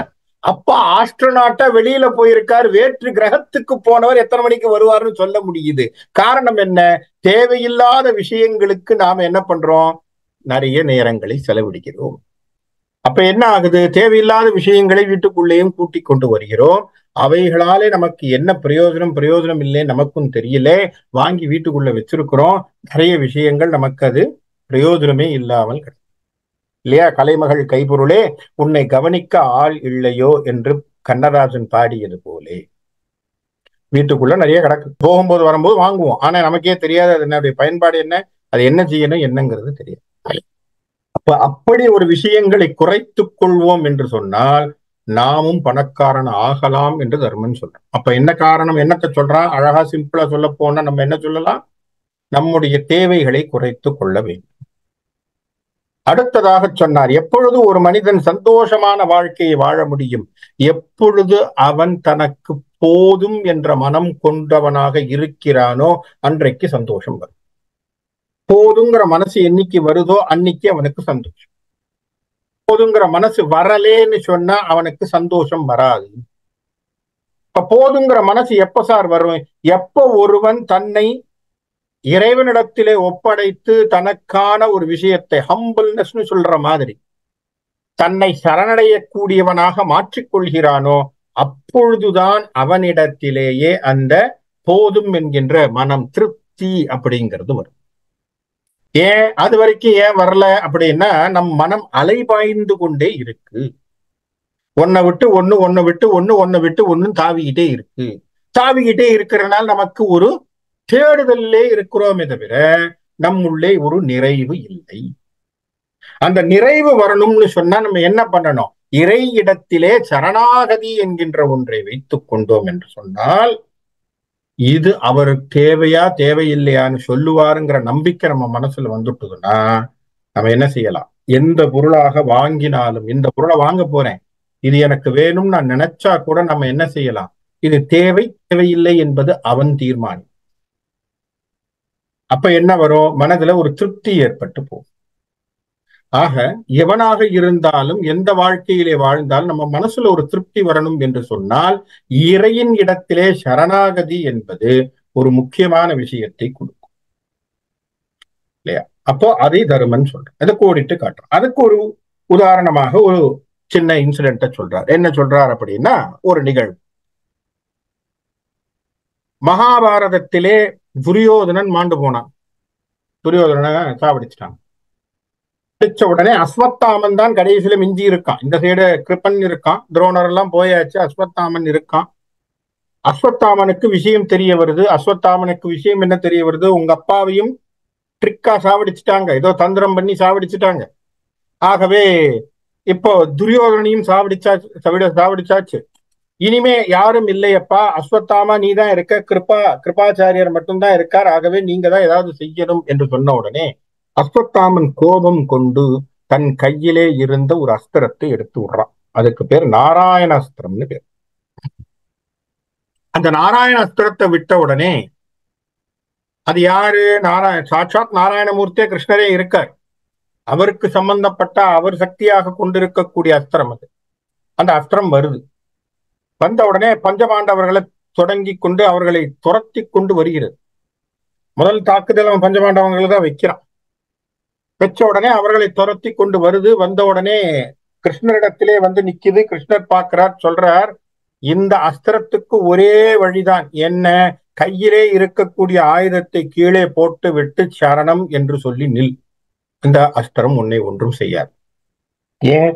உடையவனே அவர் தானே, அவருக்கு தெரியாதா? அவர் இந்த டெக்னிக்கை சொல்றார். அப்பா, வரக்கூடிய அஸ்திரத்தோட சண்டையெல்லாம் போடாத, அது போட்டு மாளாது. ஏன்னா அது என்னுடைய அம்சமாக இருக்கக்கூடிய அஸ்திரம். ஏன்னா நான் நாராயண சேவையை கொடுக்கும் பொழுது நான் சொல்லிட்டேன் ஏற்கனவே, நான் எந்த அஸ்திரத்தையும் எடுக்க மாட்டேன்னு சொல்லிட்டேன். ஆகவே என் அஸ்திரம் எல்லாமே கௌரவ சேனைக்கு போயாச்சு. அதுல அஸ்வத்தாமன் கையில அது இருக்கு. ஆகவே அவன் அடிக்கிறான். அடிக்கும் பொழுது அந்த அஸ்திரத்துக்கு ஒரே வழி என்ன? ரொம்ப சிம்பிள். அதனிடத்திலே எல்லா ஆயுதங்களையும் போட்டு நிராயுதபாணியாக நின்று சரணம்னு சொல்லிட்டேன்னா அந்த அஸ்திரம் உன்னை ஒன்னும் செய்யாது, கிளம்பி போகும். இது பீமனுக்கு இந்த விஷயம் ஒத்து வரல. அவன் சொல்றான், அது எப்படி? அவன் ஏதோ ஒரு அஸ்திரத்தை அனுப்புவான், நான் சும்மா நிக்க முடியுமா? நான் போய் சண்டை போடுறேன். இவர் கிருஷ்ணர் சொல்றார், வேண்டாம், நான் சொல்வதை கேள். உக்ரமாக சண்டை போடுறான். பீமனை தாக்குகிறது அந்த அஸ்திரம். தாக்குகின்ற பொழுது அவனுக்கு அங்கங்கே உடம்பிலே புண்களும் உடம்பிலே சில படுக்களும் ஏற்பட்ட உடனே அதோடு சண்டை போட முடியாத ஒரு பலத்தை புரிந்து கொள்கிறான் பீமன். உடனே பயந்து போய் திருப்பி கிருஷ்ணரிடத்துல வந்து, கிருஷ்ணா என்னப்பா நீ இருக்கும் போதே உன்னுடைய அஸ்திரம் இப்படி சொல்லுது. அப்ப சொல்றாரு, நான் அதுக்காகத்தான் நான் ஏற்கனவே சொன்னேன், அந்த அஸ்திரத்தினுடைய விஷயம் தெரிஞ்சுதான் நான் உனக்கு சொன்னேன், தயவு செய்து அதற்காக நான் சொன்னதை கையில வச்சிருக்கக்கூடிய கதாயுதத்தை கீழே போடு, அந்த அஸ்திரத்திற்கு நமஸ்காரம் பண்ணு, அதுவே போயிடும். அப்போ அவன் நமஸ்காரம் செய்தான், கீழே உட்கார்ந்தான், அந்த அஸ்திரம் பாண்டவர்களை ஒன்றும் செய்யாமல் சென்று விட்டது. அப்ப இதனுடைய அர்த்தம் என்ன அப்படின்னு சொன்னா, என்னால் முடியுங்கிற செருக்கு இருக்கிற வரைக்கும் நம்ம என்ன பண்ண முடியாது, எந்த விதமான விஷயங்களையும் நாம் பார்க்க முடியாது, திருப்திங்கிறது வராது. அப்ப திருப்தி மனசுக்குள்ள வரணும்னு சொன்னா சரணாகதி என்கின்ற ஒன்று நமக்கு வரணும். அப்ப எல்லாவற்றையும் விட்டு அப்பா நீயே சரண்னு நினைக்கும் பொழுது நம் மனதிலே ஒரு திருப்தியும், நம் மனசுல ஒரு முழுமையான நம்பிக்கையும் நல்ல விஷயங்களையும் வரும் அப்படிங்கிறத தர்மன் சொல்றான். இது தெரிஞ்சுக்கிட்ட உடனே எக்ஷன் அடுத்த சில கேள்விகளை கேட்க, தானம் செய்கிறாயே, அடுத்த கேள்வியை பாருங்க, தானம் செய்கிறாயே எதற்காக? அறிஞர்களுக்கு தானம் செய்கிறாய். எதற்காக? கலைஞனுக்கு தானம் செய்கிறாய். எதற்காக? சேவகனுக்கு தானம் செய்கிறாய். எதற்காக? ராஜாக்களுக்கு தானம் செய்கிறாய். தானம் கொடுக்கறதுல இவ்வளவு வெரைட்டி இருக்குங்கிறது நமக்கு இப்பதான் தெரியுது. தானத்திலே இவ்வளவு வெரைட்டி இருக்கு. தானத்துக்கும் ஒவ்வொருத்தருக்கும் கொடுக்கிறோம். எதற்காக நீ அதை செய்கிறாய்? ஏன் தானம் தருகிறாய்? அறிஞருக்கு நீ ஏன் தானம் தருகிறாய்? அறிஞர்னா பெரியவர்கள், ஆச்சாரியார்கள், குருமார்கள். எதுக்கு சார் நீ அவருக்கு போய் கொடுக்கிற? சொல்லு தர்மா, நீ ஏன் செய்கிறாய்? சொன்னான் தர்மன் சந்தோஷமாக, ஆச்சாரியனுக்கு, குருவுக்கு, அறிஞனுக்கு கொடுப்பது நாம் மேல் உலகத்தை அடைவதற்கு. என்ன காரணம்?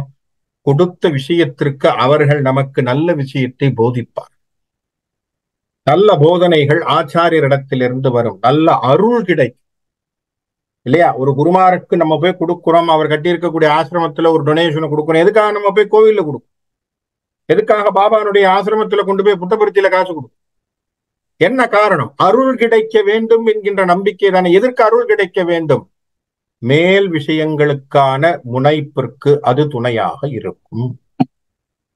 To gain the higher consciousness இல்லையா? மேல் விஷயங்கள் அப்படின்னு சொன்னா என்ன? உயர்ந்த விஷயங்கள், ஆத்மாவை பற்றிய தெளிவு, இதற்கான அருள் நமக்கு கிடைக்கணும்னு சொன்னா ஆச்சாரியர்களும் குருமார்களினால அருளினால்தான் நமக்கு அது கிடைக்கும்.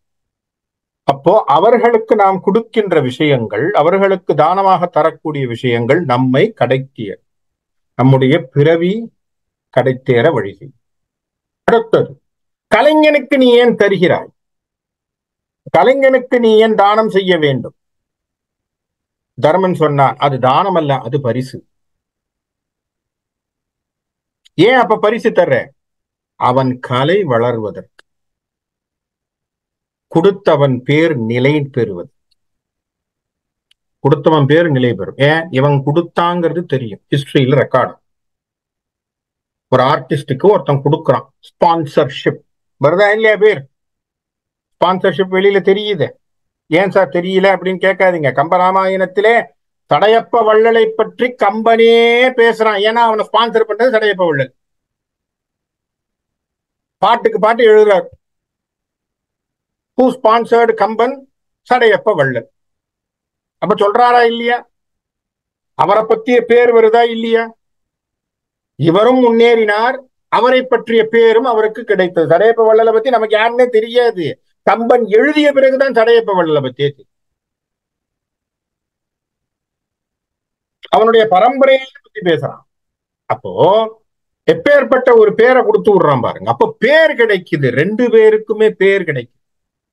கொடுத்தவனுக்கும் பேரு, வாங்கியவனுக்கும் பேரு. கலையும் வளருது, கலைக்கு ஒரு பெரிய விஷயம், ஒரு மதிப்பு கொடுத்தது போல இருக்கு, இவனுக்கும் மதிப்பு ஏற்படுது. ஆக தர்மம் ஏன் அவர்களுக்கு தர்மம் செய்கிறோம்? இந்த விஷயத்திற்காக என்று சொன்னான். அடுத்தது, வேலையாட்கள், சேவகனுக்கு நீ ஏன் கொடுக்கிறாய் காசு? சேவகனுக்கு நீ ஏன் தானம் செய்கிறாய்? அழகாக சொன்னான் தர்மன், அவர்களை நாம் ஊக்கப்படுத்துவதற்கு, அவர்கள் நம்மோடு என்றும் துணையாக நிற்பதற்கு. ஒண்ணுமில்ல, ஒரு 10 ரூபாய் எக்ஸ்ட்ராவா கொடுத்துருங்க, ஒரு தீபாவளிக்கு ஒரு புடவை அல்லது ஒரு பெரிய விஷயம் கூப்பிட்டு வச்சு கொடுத்தீங்கன்னா அவங்க மனசுக்கு சந்தோஷம்.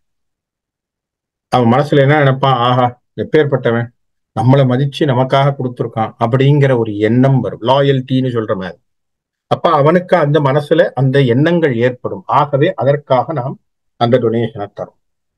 கடைசியாக சொன்னான், ராஜாவுக்கு நீ ஏன் டொனேஷன் தர்றேன்? அப்ப தருமன் சொன்னான், அது டொனேஷன் இல்லை, அதுக்கு அப்பம் கட்டுறோம், வரி கட்டுறோம். ஏன் செய்யற அப்படின்னு சொன்னான். ரொம்ப சிம்பிள். ஏன்னா கட்டலைன்னா அவன் என்ன புடிச்சிருவான். இது சட்டம் ஒழுங்கு பிரச்சனை. ராஜாக்கள் என்று சொன்னால் இன்னைக்கு கவர்மெண்ட்னு வச்சுக்கலாம். கவர்மெண்ட்டுக்கு டாக்ஸ் கட்டணும், கட்டி தானே ஆகணும். கட்ட மாட்டேன்னு சொல்ல முடியாது. அவன் ஃபீஸ்ன்னு போட்டா கட்டணும்.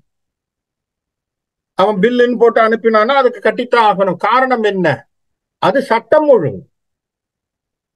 அவன் செய்யக்கூடிய விஷயத்திற்கு, அவன் ராஜாங்கத்திற்கு அவன் செய்யக்கூடிய விஷயங்கள் அதனுடைய வளத்திற்காக, அதனுடைய மேம்பாட்டிற்காக அவன் கேட்கக்கூடிய காசு, அதுக்கு நான் கொடுக்கிறேன். ஆகவே தர்மன் சொன்னான், நாட்டிற்கு வளம் சேருவதற்காக ராஜாங்கத்திற்கு ராஜாவிற்கு வரி கட்டுகிறாய்.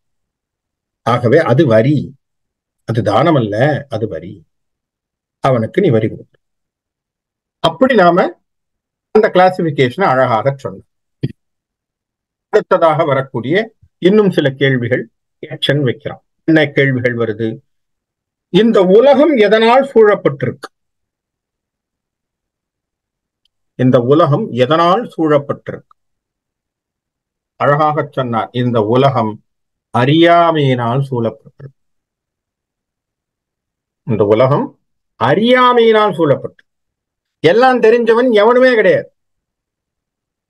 எல்லாம் தெரிஞ்சவன் எவனுமே இருக்கவும் முடியாது. இதற்கு அழகான ஒரு உதாரணம். இதற்கான உதாரணம் என்ன அப்படின்னு சொன்ன, ஒரு அரசவையில ஒரு ராஜா தன்னுடைய மந்திரிகள், புதுசா சில மந்திரிகள் வரான், நியூ ரெக்ரூட்ஸ் அப்படின்னு சொல்ற மாதிரி புதுசா உள்ள நுழைஞ்சிருக்கான். எல்லாம் ஒவ்வொன்றும் MBA from Harvard, MBA from Princeton, அந்த மாதிரி எல்லா இடத்துலையும் படிச்சு தான் மந்திரி பதவிக்காக வர்றாங்க. So they are new recruits. உள்ள சேரணும்னு வர்றாங்க. ஏற்கனவே ஒரு ஒரு மந்திரி ஒருத்தர் இருக்கார், கொஞ்சம் வயசானவர், அவரும் இருக்கார். ராஜா இவர்களுடைய அறிவாற்றல் என்ன அப்படிங்கிறத டெஸ்ட் பண்றதுக்கு சொல்றார். ஒரு பெட்டியை கொண்டு வந்து வைக்கிறார். வச்சுட்டு எல்லாரையும் கொஞ்சம் தூரத்துல இருந்து அதை பார்க்க சொல்றார். பார்த்துட்டு, இந்த பெட்டி பூட்டி இருக்கு, இந்த பூட்டை எப்படி திறக்கிறது அப்படிங்கறதா நாளைக்கு டெஸ்ட். பூட்டை திறக்கணும். இது என்ன சமாச்சாரம் ஏதுங்கிறத நீங்க டிசைன் பண்ணிக்கங்க அப்படின்னு எல்லாரும், இந்த புது ரெக்ரூட்ஸ் எல்லாரும் சுற்றி சுற்றி வந்து அந்த பூட்டை மேல இருந்து கீழே வரைக்கும் பார்த்து, அந்த பெட்டியை மேல இருந்து கீழே வரைக்கும் பார்த்து, அது ஒருத்தன் கண்ணால மெஷர்மெண்ட் எல்லாம் போட்டு, ஜாமெண்ட்ரி எல்லாம் போட்டு, ஒருத்தன் ஸ்கேல் எல்லாம் வச்சு, அளவுகோல் எல்லாம் வச்சு, எழுதி வரைஞ்சு எல்லாம் கையில போட்டு எல்லாம் டிசைன் எல்லாம் எடுத்துக்கிட்டு ராத்திரில உட்காந்து டிஸ்கஷன் எல்லாம் பண்ணியிருக்காங்க. இந்த கொஞ்சம் வயசானவரா இருக்கிறவர் வந்தார், பெட்டியை பார்த்தார், போயிட்டார். அவர் ரொம்ப பெருசா ஒன்றும் பேசல, அவர் ஒன்றும் சொல்லலை. இவங்க எல்லாம் நின்று டிஸ்கஷன் எல்லாம் பண்ணிட்டு இவங்க சொன்னாங்க, நம்ம கொஞ்ச நேரம் கழிச்சு அப்புறமா நம்ம டிஸ்கஸ் எல்லாம் பண்ணுவோம் அப்படின்னு. அதுல உட்காந்து எல்லாரும், இது ஒரு கணக்கு சாஸ்திரம் எல்லாம் போடணும்டா, ஏன்னா இந்த மாதிரி இருந்தா இது இப்படிப்பட்ட ஒரு லிவர் தான்டா வேணும், இப்படியெல்லாம் அதுக்கு அமைப்பு இருக்கணும்டா அப்படின்லாம் இவன் ஒரு டைமென்ஷன் எல்லாம் கொடுக்குறான். எல்லாரும் டிசைன் எல்லாம் போடுறாங்க, பெருசு பெருசா பெருசு பெருசா. ராஜா தான் சொல்லிட்டார், மறுநாள் காலையில நீங்க இந்த பெட்டியை திறக்கணும்னு சொல்லிவிட்டார். அதனால எல்லாரும் மறுநாளுக்கு ராத்திரி போய் அவன் படித்திருக்கக்கூடிய புஸ்தகம் எல்லாம் போட்டு திறந்து அதுக்கு எல்லா விதமான டிசைன் எல்லாம் போட்டு, இந்த பூட்டுக்கு இப்படித்தான் இந்த சாவி இருக்கணும்னு இன்னொருத்தர் நம்பர் காம்பினேஷன் எல்லாம் போட்டு எல்லாம் வச்சு ரெடியா பண்ணி ஒவ்வொருத்தரும் வர்றான். பிரசன்டிங் தேர் சப்ஜெக்ட். என்ன சொல்றான், ராஜா இப்படித்தான் இந்த லிவர் ஆனது இருக்கணும், இப்படித்தான் இந்த பூட்டுக்கு சாவி வரணும். இன்னொருத்தன் இப்படி சொல்றான், நோ நோ நோ நோ, இந்த டைமென்ஷன் இப்படி இருந்ததுன்னா இப்படிதான் இருக்கணும், இதுதான் இன்ஜினியரிங் டிசைன்ல சரியா இருக்கு அப்படிங்கிறான் ஒருத்தன். இன்னொருத்தன் சொல்றான், என்னடா இது தெரியாம பேசுறேன், இதுக்கெல்லாம் காத்ரேஜ்காரன் மாதிரியான பெரிய ஆட்கள் தாண்டா இதெல்லாம் பண்ணியிருக்கான், நான் அதுக்கு ஏற்கனவே ஒரு தடவை போயிருக்கேன், ட்ரைனிங் எல்லாம் எடுத்திருக்கேன், எனக்கு தெரியாத இந்த டைமென்ஷன் ஆஃப் ஹோலுக்கு இப்படித்தான் இருக்கணும் இந்த சாவி அப்படிலாம் இவங்க பேசிட்டு இருக்காங்க. இந்த கொஞ்சம் வயதான இந்த மந்திரி அங்க வரவே இல்லை அந்த ஸ்பாட்டுக்கு. இது மறுநாள் காலையில இவங்க எல்லாம் டிஸ்கஷன் நடந்துட்டு இருக்கு ராஜாவுக்கு முன்னாடி. ராஜா கேட்டார், அந்த மந்திரி எங்க அப்படின்னாரு. தெரியல, ராஜா வருவாருன்ட்டு. இவர் என்ன பண்ணிட்டார், ராத்திரியே போய் தூங்கிட்டார். மறுநாள் காலையில வரார். வந்த உடனே ராஜா நமஸ்காரம் ராஜா, நீங்க ஒரு 9:30 தானே சொன்னீங்க, எல்லாரும் முன்னாடியே வந்துட்டாங்க போட்டு இருக்கேங்கிறார் ராஜா கிட்ட. ஆமா ஆமா, கொஞ்சம் அவங்க எல்லாம் வந்துட்டாங்க, 9க்கே வந்துட்டாங்க, நீங்க வாங்க, நீங்க சொல்லுங்க அப்படின்னாராம். ராஜா ராஜா கேட்டாராம், எப்படி இந்த பெட்டியை திறக்கலாம். ராஜா கிட்ட சொன்னாராம் அந்த மந்திரி, முதல்ல இந்த பெட்டியை நீங்க மூடவே இல்லை ராஜா, அதனால ரொம்ப ஈஸி, திறந்து பாருங்க, திறந்து விட்டான். ஏன் நீ பூட்டே பூட்டல், பூட்டாமலே பூட்டுக்கு சாவியை கேட்கிற நீ, ஆகவே பூட்டாத பொட்டியை திறக்கிறது ரொம்ப சுலபம், திறந்து பார் திறக்கும். சொன்ன உடனே ராஜா தூக்கி வாரி போட்டது, மற்றவர்களுக்கெல்லாம் தூக்கி வாரி போட்டு, ஏன்னா இவ்வளவு டிசைன்லாம் நம்ம போட்டிருக்கோம், இந்த ஆள் உட்கார்ந்த இடத்துல சொல்லிவிட்டானே அப்படின்னு சொல்லி எல்லாரும் அவனே திருப்பி திருப்பி பாக்குறாங்க. ராஜா நேரா வந்தா, கதவை திறந்து போச்சு, ஏன்னா பூட்டவே இல்லை அந்த பெட்டி. ராஜா ராஜாவுக்கும் ஒரு விதமான அதிர்ச்சி, எப்படி என்ன சமாச்சாரம் ஏது அப்படின்னா, ராஜா சரி நமஸ்காரம் சொல்லிட்டு கிளம்பிட்டாங்க. அப்ப இவங்க எல்லாம் ஓடி போய், எப்படி சார் நீங்க எப்படி கண்டுபிடிச்சீங்க, எங்களுக்கு ஒன்றும் புரியலையே, ராத்திரியெல்லாம் நாங்க எல்லா புத்தகத்தையும் படிச்சு அதுக்கு டிசைன் எல்லாம் போட்டு பாருங்க, நாங்க டிசைன் கீ டிசைன் எல்லாம் போட்டோம் அப்படி இப்படின்னு சொன்னா. ரொம்ப சிம்பிள், நீங்க எல்லாரும் அதை சுற்றி சுற்றி பார்த்தீங்க, நான் பூட்டினுடைய டைமென்ஷனை பார்த்தேன், வீட்டுக்கு போனேன், எங்க தாத்தா இதே மாதிரி ஒரு பெட்டி ஒண்ணு வச்சிருந்தார், அது பூட்டிய நிலையில் இருந்த பெட்டி, அதை பார்த்த உடனே புரிஞ்சு போச்சு, பூட்டி இருந்தா இப்படி இருக்கும், ராஜா வச்சிருக்கிறது பூட்டலன்னு தெரிஞ்சு போச்சு, தெரிஞ்சுக்கிட்டா வந்துட்டேன். இதுதான் அனுபவம். என்ன காரணம், எல்லாம் தெரிஞ்சவனா எவனாலும் இருக்க முடியாது. எல்லாம் தெரிவது என்பதும் தெரியாத ஒன்று விஷயம்தான். ஏன்னா உலகத்துல தெரியாத விஷயங்கள் நிறைய இருக்கு. ஆகவே நாம எல்லாம் தெரிஞ்ச மாதிரியான வாழ்க்கையை வாழ்வது கஷ்டம். அதனாலதான் சொன்னான், நம்மை சூழ்ந்திருப்பது என்னன்னா அறியாமை என்கின்ற அஞ்ஞானம். தர்மன் சொல்றான், நம்மை சூழ்ந்து இருப்பது அறியாமை என்கின்ற அஞ்ஞானம். தென்னாலிராமன் கதையில ஒரு கதை ஒண்ணு வரும், அழகான சுவாரஸ்யமான ஒரு கதை. ஒரு காசியிலிருந்து ஒரு பண்டிதன், அவனுக்கு தெரியாத புஸ்தகமே கிடையாது, நீங்க வேதத்துல எதை கேட்டாலும் சரி, ரிக் யஜுர் சாம அதர்வனம் அப்படி தட்டுவார். உபனிஷத்துகள்லாம் அப்படி பாப்புலர் உபனிஷத் எல்லாம் தெரியும் அவருக்கு. எந்த ஆட்கள் பண்டிதர் அவனோட போனாலும் அவன் ஜெயிச்சிருவான். நீ புஸ்தகத்தை காட்ட வேண்டியதுதான், நாங்க மார்க்கண்டேய புராணத்துல 18வது பக்கத்துல இதுல இருக்கு, உனக்கு தெரியுமா அப்படின்றான். ஆஹா, இவனோட ஜெயிக்கிறது கஷ்டமா இருக்கே அப்படிங்கிற மாதிரி எல்லாரும், என்ன எந்த புஸ்தகத்தை காட்டினாலும் அவனுக்கு எல்லாம் தெரியும், இப்ப என்ன செய்யறது அப்படின்னு கிருஷ்ணதேவராயர் யோசிக்கிறார். என்னன்னா அவன் ஏன் சேலஞ்ச் கொடுத்துட்டான், கிருஷ்ணதேவராயருக்கே சேலஞ்சா இருக்கிறான். உடனே கிருஷ்ணதேவராயர் சொன்னார், போப்பா நம்மால கூட்டிட்டு வா, யாரு தென்னாலிராமனை கூட்டிட்டு வான்ட்டு. அவன் தான் இவனுக்கு சரி. தென்னாலிராமன் வரதுக்கு முன்னாடி யாரு என்ன ஏதுன்னு கேட்டான். இந்த மாதிரி ஒரு பண்டிதன், அவன் காட்சியிலேருந்து வந்தவன், எல்லாம் தெரிஞ்சதாதான் இருக்கிறான், அவன் எல்லாம் படிச்சிருக்கான். அப்படியா, சரி சரி, நான் நாளைக்கு வர்றேன் அப்படின்ட்டான். மறுநாள் வரும்போது ஒரு பெரிய பல்லக்கு, அந்த பல்லக்குல ஒரு 2-3 பேர் தூக்கிட்டு வர்றாங்க. ஒரு பட்டு துணி, இந்த பட்டு துணிக்குள்ள எதையோ சுத்தி வச்சிருக்கிறான் தெனாலிராமன். அத 2 பேர் தூக்கிட்டு வர்றாங்க. ஒரு பெரிய சங்க நாதம் என்ன, அந்த நாதம் என்ன, துந்துவி முழங்குவது என்ன, எல்லாத்தையும் முழங்கி கொண்டுட்டு வர்றாரு. அந்த பண்டிதர் எதில் உட்காந்துருக்கான். அவன் இப்படி பாக்குறான், என்னடா இது தெனாலிராமன் எதையோ தூக்கிட்டு வரானே. அவனே தூக்கல, இவன் மாதிரி 2 பேர் ஆளை வச்சு தூக்கிட்டு வர்றான். அப்படின்னா பாத்தீங்க, அது ஒரு பெரிய புஸ்தகம் மாதிரி இருக்குது. அவன் தூக்கிட்டு வரான் அரசாவையில. கிருஷ்ணதேவராயருக்கு ஒரே ஆச்சரியம், இது என்ன புதுசா தெனாலிராமன் எதையோ தூக்கிட்டு வர்றானே, என்ன சமாச்சாரம். வந்தவனே எல்லாருக்கும் முன்னாடி அந்த புஸ்தகத்தை அங்க ஒரு மேடையில அப்படி வைக்கிறார்.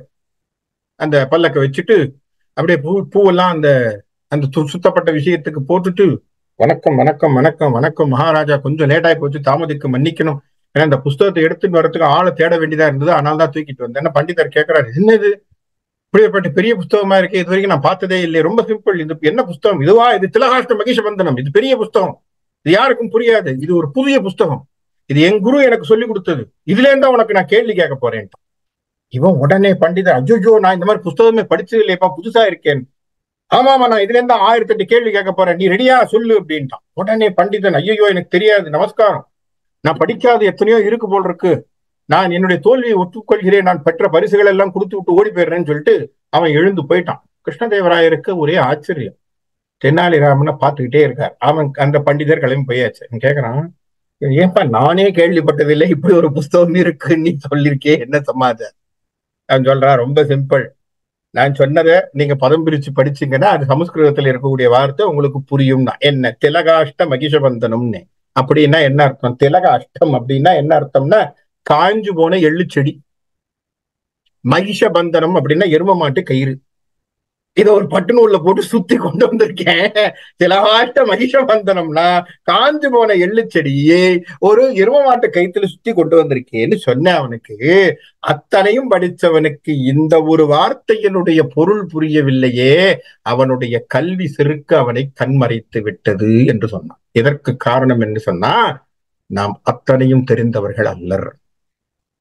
எல்லாம் தெரிஞ்சு போச்சுன்னு நம்ம என்னைக்குமே சொல்ல முடியாது. காரணம், தெரியாத விஷயங்கள் தான் இந்த உலகத்தில் நம்மை சுற்றி எங்கேயும் இருக்கு. அதனால்தான் என்ன சொன்னான் தருமன் அழகாக, நமக்கு அஜ்ஞானம் இருந்து கொண்டே இருக்கிறதப்பா. ஆகவே அஜ்ஞானத்தினால் நாம் எப்பொழுதும் சூழப்பட்டிருக்கிறோம். இந்த உலகம் எதனால் சூழப்பட்டது? அஜ்ஞானம் என்கின்ற இருளினால். அந்த இருளை நாம் போக்க வேண்டும். போக்குவது எப்படி? இறைவன் அருள் இருந்தால் இந்த இருள் விழாம்.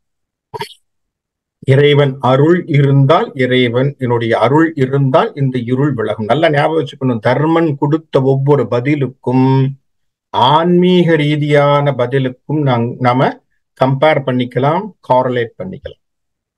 அடுத்தது சொன்னா, இந்த உலகத்தில் இருந்து ஏன் பெரிய ஒளியானது வரவில்லை? ஏன் இந்த உலகத்திலிருந்து பெரிய ஒளியானது வெளியில வரலையே? என்ன காரணம்னா, சிம்பிளா சொன்னான் தருமன், இந்த உலகத்திற்கு தமோகுணம் நிறைந்திருக்கிறது. ஆகவே தான் இதில் இருந்து ஒளி வரவில்லை. இப்ப தமோகுணம் இருக்கா அப்படின்னு கேட்டா இருக்கு. வள்ளுவரே சொல்றார், 4 விஷயத்தை உற்றுடுங்கிற. 4 விஷயத்தை விட சொல்லி மகாராஜாவுக்கு சொல்ற மாதிரி, ராஜாவுக்கு சொல்ற மாதிரி அரசியல்ல சொல்றார். என்ன சொல்றாரு? நெடுநீர் மறதி மடி துயில் 4ம் கெடுநீராய் காமக்கலன் என்று சொல்ற. நெடுநீர் அப்படின்னு சொன்னா என்ன அர்த்தம்? இன்னைக்கு வேலையை கொடுத்தா இன்னைக்கு முடிக்கணும். இன்னைக்கு கையில கொடுத்தா ஒரு 10 நாளைக்கு இழுக்கப்பட. நெடுநீர். காலதாமதம்ங்கிறது நிறைய விஷயங்கள்ல நம்ம தள்ளி போட்டுக்கிட்டே வரோம். பாத்தீங்களா? ப்ரோகாஸ்டினேஷன் ஆங்கிலத்தில்.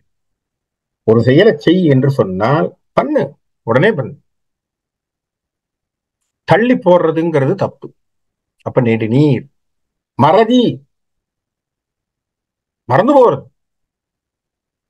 சுத்தமா, அந்த நினைப்பே இல்லாம போறது. மடி, சோம்பேறித்தனம். துயில், தூங்கிட்டே இருக்கிறது, எப்பபார் தூங்குறது. நானும் என்ன சொல்றான்? ஒரு அரசனுக்கு சரியானது இல்லையப்பா, கெடுநீராய் காமக்கலன். அவன் கெட்டு போறதுக்கான ஒரு மரக்கலன் என்று சொல்லிவிட்டான் வள்ளுவன். அவன் கெட்டு போறதுக்கான வழிடாது. அவன் ஒரு குளத்திலேயோ ஒரு ஆத்திலேயோ அவன் போறான் என்று சொன்னால், அவனுக்கு படகாக இதை ஏற்றுக்கொள்வான் என்று சொன்னால் கண்டிப்பாக மூழ்கி சாவான். அவ்வளவுதான், சிம்பிள். அப்போ இந்த குணம் அவனிடத்திலே இருக்கக்கூடாது. இந்த 4 குணத்தையும் அவன் தவிர்க்கணும். அப்ப என்ன அர்த்தம்? இந்த உலகம் தமோ குணம் என்று சொல்லக்கூடிய இந்த குணத்துக்குள் உட்கார்ந்து. இந்த தமோ குணத்திலிருந்து எப்பொழுது வெளியே வருமோ அப்பொழுதுதான் இந்த உலகத்திலே ஒளியானது வரும். இல்லைன்னா வராது. இல்லைன்னா அவர்களுக்குள்ளே ஒரு ஒளியானது வராது. அடுத்ததான கேள்வியை கேட்கிறான். அப்பனா இந்த உலகத்தில் இருப்பவர்கள் எல்லாம் எங்கே செல்வார்கள்? சொல்றார், எல்லோரும் இதில் பாதி பேர் எல்லாம் நரகத்துக்கு போற மாதிரி இருக்கு. காரணம் என்ன என்று சொன்னால், அதற்கான குணாதிசயங்களை அவர்கள், அதற்கான குணங்களை அவர்கள் தேர்ந்தெடுத்துக் கொள்கிறார்கள். என்ன குணங்களை வச்சிருக்கான்? பொய் சொல்றான், பொய்மை. அளவெடுக்கிறான், கயமை. அடுத்தது போதை வஸ்துக்களின் மீது ஆசை, கள்ளுண்மை, கள்ளுண்ணுதல். ஒருத்தன் பார்த்து பொறாமப்படுறது, பொச்சாப்பு, பொறாமை. அடுத்ததாக சொன்னான் தருமன், இருக்கிறதுலே ரொம்ப மோசமான விஷயம் என்ன தெரியுமா? என்னன்னா, உன் நண்பன் தவறு செய்தால் அவனை திருத்தாமல் இருப்பதும் பாவத்திற்கு சமம். அவன் தப்பு செய்யறானா, அவனை திருத்து, சொல்லு. அவன் திருந்துறானா இல்லையோ சொல்லு. இல்லையா? இடிப்பாறை இல்லாத ஏமரா மன்னன் கெடுப்பார் இல்லாமல் கெடுவான். திருத்தக்கூடிய, இடித்து உரைக்கக்கூடிய ஒரு மந்திரியோ, இடித்து உரைக்கக்கூடிய அறிஞர்களோ ஒருத்தன் ஒரு ராஜாங்கத்திலே ஒரு ராஜாக்கு இல்லைன்னா அவன் என்னவா இருப்பான்? துரியோதன மாதிரிதான் இருப்பான். எப்படி துரியோதனன் கெட்டு போனான்? ஏன்னா யார் சொன்னாலும் கேட்கல. அவனுக்கு சொல்லக்கூடிய அளவுக்கு, அவனை உட்கார்ந்து சொல்லக்கூடிய, உட்கார்ந்து உபதேசிக்கக்கூடிய அளவுக்கு, அவனுக்கு அத்தாரிட்டி செய்யக்கூடிய அளவுக்கு யாருமே இல்லை. ஆகவே துரியோதனன் தன் பாட்டுக்கு வேலையை செஞ்சான்.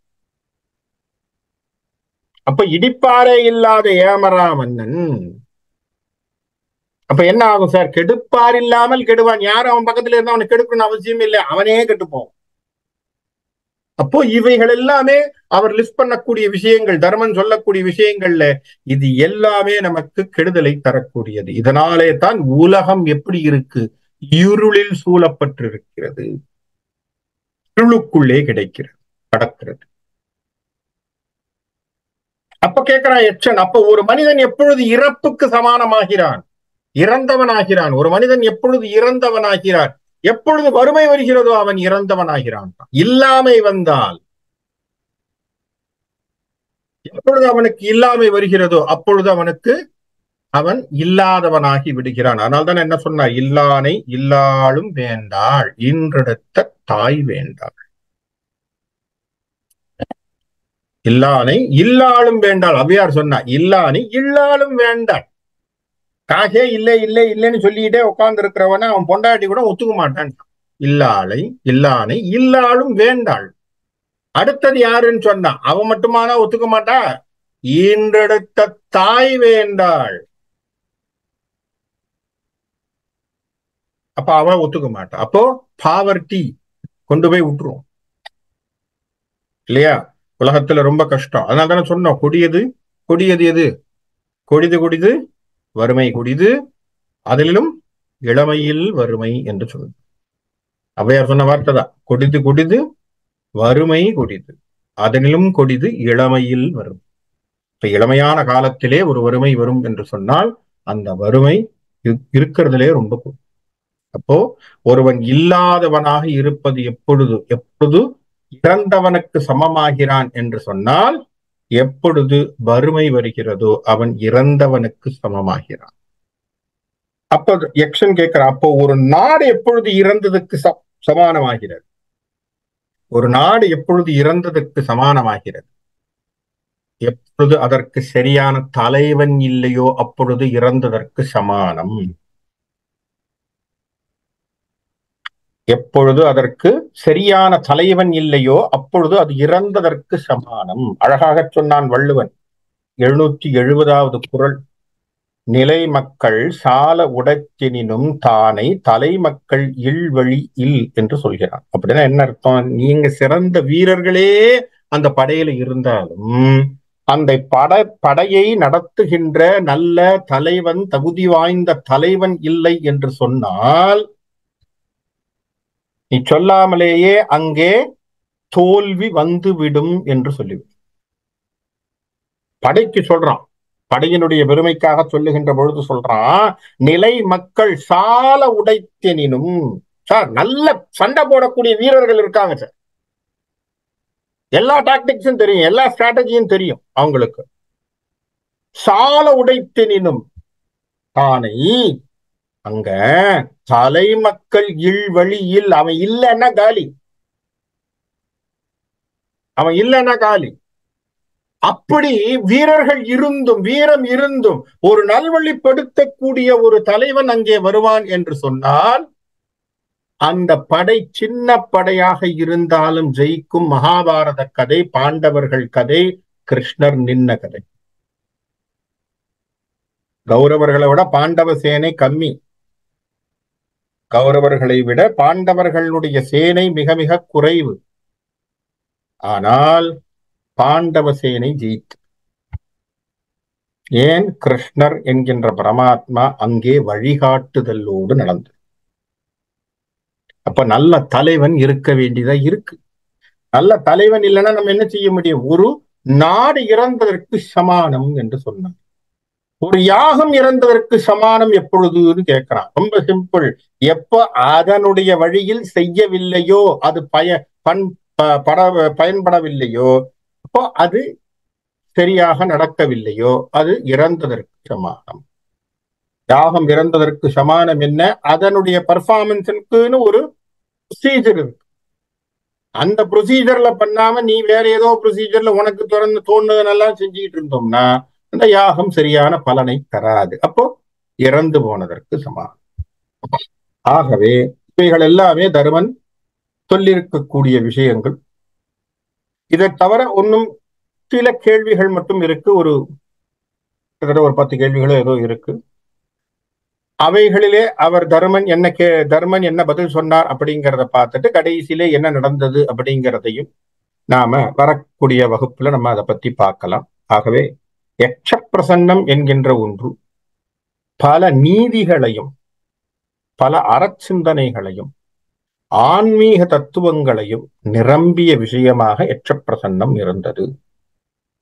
அதுல தர்மனுடைய ஒவ்வொரு வாக்கையும் நம்ம கேட்கும் பொழுது நமக்கு என்ன தோணுது? தர்மன் இப்பேற்பட்ட ஒரு ஆழ்ந்த சிந்தனையோடு இந்த பதிலை அவன் சொல்லி இருக்கான் அப்படின்னு கேட்கும் பொழுது ரொம்ப ரொம்ப ரொம்ப அவருடைய அறிவினுடைய ஒரு ஆழத்தை நம்மால் தெரிந்து கொள்ள முடிகிறது. என்ன காரணம்னா, சார் இதெல்லாம் படிச்சு வர்றதில்லை. நல்லா ஞாபகம் வச்சுக்கணும். அது இயற்கையிலேயே ஊறிய விஷயமா இருந்தா தான் ஆன் த ஸ்பாட் சொல்ல முடியுமே தவிர, நான் உட்காந்து படிச்சுட்டு இதெல்லாம் சொல்லிவிடுறேன் அப்படின்னா அதெல்லாம் பெரிய விஷயம், அதெல்லாம் படிச்சுலாம் வராது. ஏன்னா தர்மன் தர்மத்தினுடைய எம்பாடிமெண்ட் ஆஃப் தர்மான்னு சொல்ற மாதிரி அவனே தர்மத்தின் உருவாக இருந்ததினாலே அவனுக்கு தர்மத்தை பத்தி எந்த கேள்வி எங்க கேட்டாலும் அவனால் சொல்ல முடிஞ்சது. ஏன்னா he is a walking encyclopedia of dharma. அதனால் அவனுக்கு சொல்ல முடிந்தது, சொல்லப்பட்டது. ஆகவே இதெல்லாம் நம்ம தெரியக்கூடிய என்ன விஷயம் என்று சொன்னால், தர்ம சிந்தனைகள், சாஸ்திரம், நமக்கு நீதிகள் புகட்டக்கூடிய விஷயங்கள், இல்வாழ்க்கைக்கு தேவையான விஷயங்களை யக்ஷ பிரசன்னம் நமக்கு நிறைய கொடுத்துரும். இதை நாம திரும்ப திரும்ப படிக்கணும். அதனால்தான் நம்ம என்ன சொல்றோம், மகாபாரதம் என்பது சாஸ்திரத்தினுடைய சாரமாகவும் இருக்கு. பஞ்சமோ வேதகம் நம்ம என்ன சொல்றோம், சாஸ்திரத்தினுடைய ஒரு சாரமாகவும் இருப்பதினாலே. ஏன்னா இந்த மாதிரி நூல்கள் எல்லாம் அதுக்குள்ள இருக்கு. இதே போல் மிதுர நீதி வரப்போகுது. மிதுரன் சொல்லக்கூடிய நீதி ஒண்ணு இருக்கு, மிதுர நீதி. அந்த மிதுரன் அழகான விஷயங்களை சொல்லுவான். யாருக்கு? திருதராஷ்டிரனுக்கு சொல்லுவான். அப்போ இந்த மாதிரியான விஷயங்களை சொல்லக்கூடிய இடங்கள் எல்லாமே நமக்கு ஒரு போதனையாக வியாசர் அந்த ஒரு சந்தர்ப்பத்துல நமக்கு கொடுத்திருக்காரு. ஆகவே அதை நாம திரும்ப திரும்ப படிச்சு அவனுடைய விவரத்தை புரிஞ்சுக்கோம்னு சொல்லி இன்றைக்கு இந்த இடத்துல நான் நிறுத்துறேன்.